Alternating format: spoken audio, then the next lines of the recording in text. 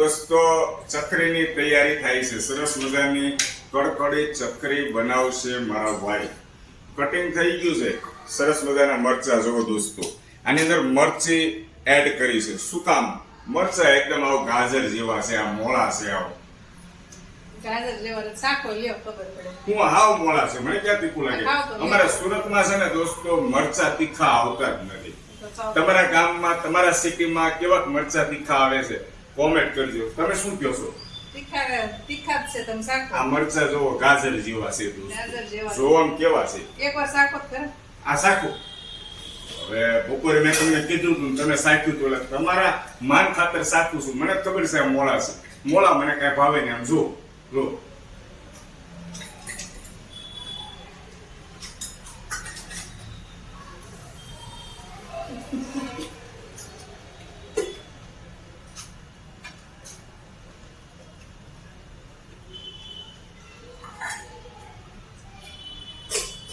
પાણી ગ્લાસ લાવો, પી લો. એટલે તમને એમ ન થાય કે આમ કાઢી નાખ્યો. લાવો લાવો, કેમેરા ચાલુ જ રાખજો. તીખું લાગી કાંઈ લાગ્યું નથી. લ્યો લોટો આપો.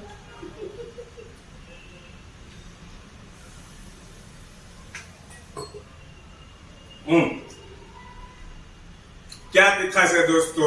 આ લાઈવ ડેમો તમને બતાવ્યું. અને મરચાની સાઈઝ જો, અવળું મરચું ખાધું, એમને લુખું કોરે કોરું, કાંઈ નથી. આંખમાં આંસુ નથી આવ્યા. આમ જો. હવે તમે ટ્રાય કરો મારે કઈ દોસ્તો. આજે બનાવશે સરસ મજાની સકરી, એટલા માટે જ મરચી એડ કરી છે અને કડકડી ચકરી ખાવાની છે. Tata bye bye.